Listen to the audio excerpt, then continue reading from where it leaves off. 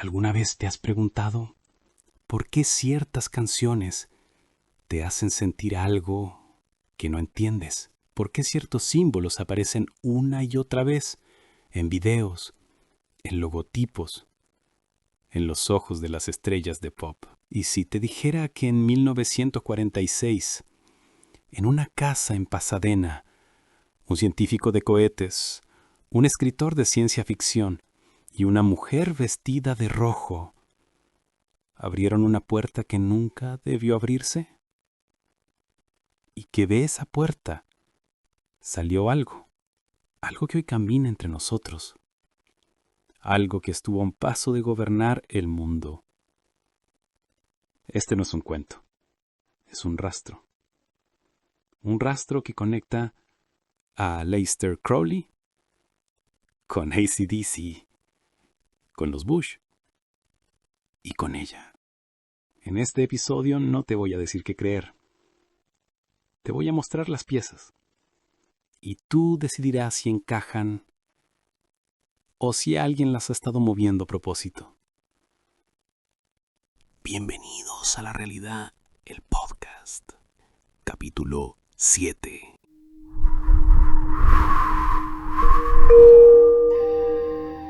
Daniel, ¿alguna vez has sentido que una canción no solo entra por los oídos, sino que se mete en tu alma?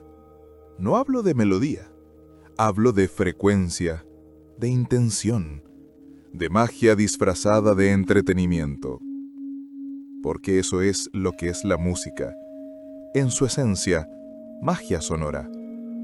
Y en los últimos 70 años, esa magia ha sido usada con un propósito muy específico.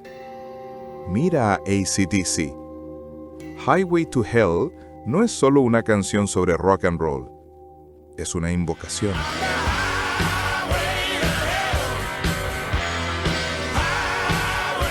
Una autopista directa a lo que Crowley llamaba el abismo. Madonna en sus giras no solo baila, ritualiza. Se transforma en cuervo, símbolo de Thoth, el dios del conocimiento oculto. Pronuncia el Om, el sonido primordial del universo en el hinduismo, y se divide en tres, como la triple diosa: doncella, madre, anciana. ¿Coincidencia? ¿O está activando algo en la conciencia colectiva? Y luego está Shiny con su canción Lucifer. No es una metáfora, es una declaración, porque en la tradición luciferina, Lucifer no es el diablo, es el portador de la luz, el que despierta al hombre de la ignorancia. Y si todos estos artistas, desde los Beatles hasta los K-pop, están usando los mismos símbolos, ¿no es posible que estén siguiendo el mismo guión? Un guión escrito hace más de un siglo por un hombre que decía: haz lo que quieras, será la totalidad de la ley. Ese hombre era Aleister Crowley, y su voz sigue sonando en cada nota, en cada grito, en cada silencio entre los acordes.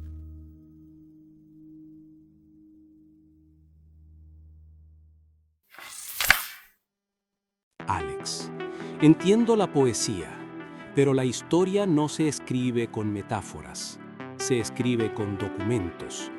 Así que vamos a bajar del plano simbólico y a mirar los hechos. Sí, Prescott Bush tuvo vínculos con empresas que operaban en la Alemania nazi. El gobierno de Estados Unidos congeló sus activos en 1942. Eso está en los archivos del Tesoro. Pero, ¿eso lo convierte en un nazi? No. Era un banquero en una época en que el capital no tenía ideología. Ahora, la gran acusación, que Aleister Crowley fue el padre de Barbara Bush.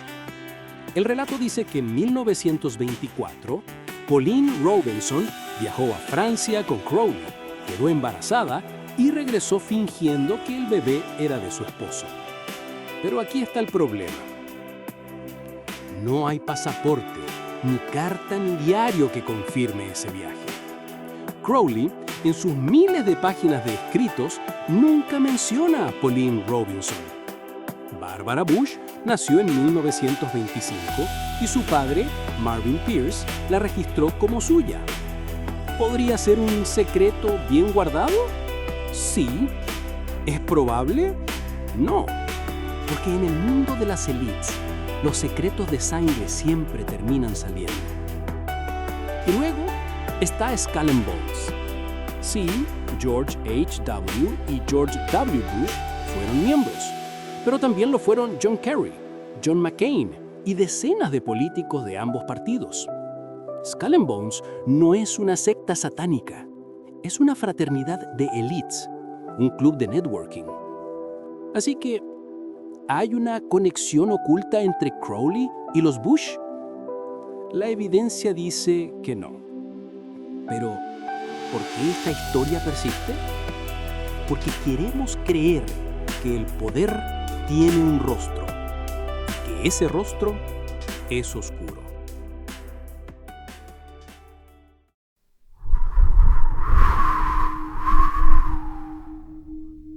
Daniel, a veces la verdad no está en los documentos, está en los sueños colectivos. En 1946, Jack Parsons, el hombre que diseñó los cohetes que llevaron al hombre a la luna, no estaba solo jugando con químicos, estaba jugando con fuerzas arquetípicas.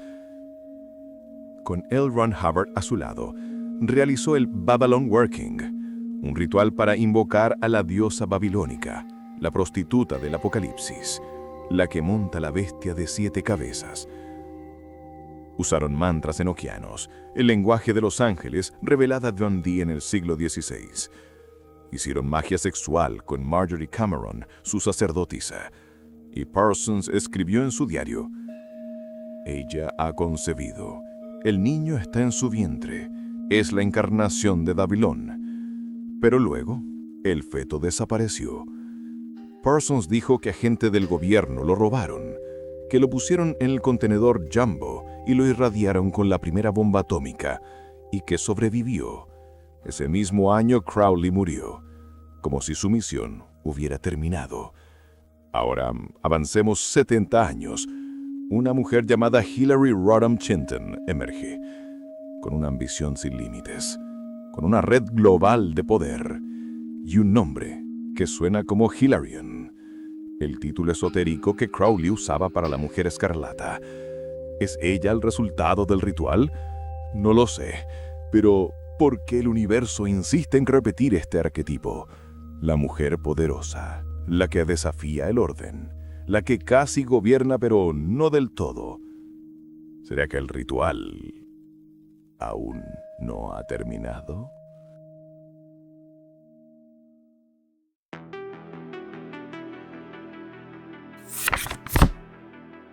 Alex, esa historia es poderosa, hermosa incluso, pero también es peligrosa, porque cuando convertimos a una mujer real, con logros, errores y complejidad, en un símbolo de una profecía oculta, la deshumanizamos.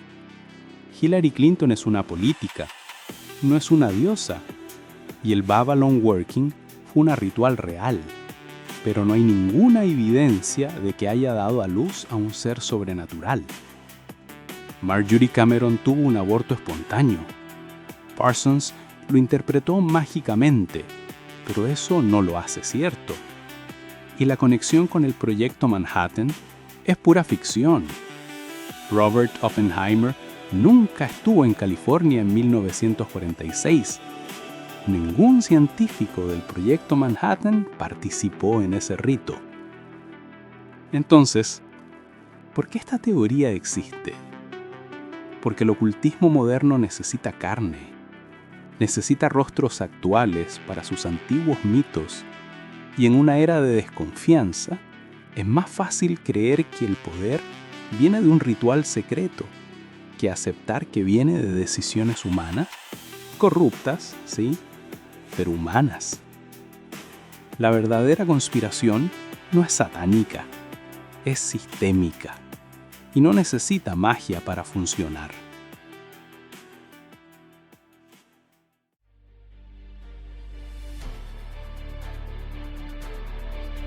No te vamos a decir que es verdad, porque la verdad ya no importa. Lo que importa es el patrón, la música, las sociedades secretas, los rituales, las mujeres poderosas que aparecen en el momento exacto. ¿Alguien está escribiendo esta historia? ¿Es el azar? ¿Es el destino? ¿O es la bestia? Tú decides.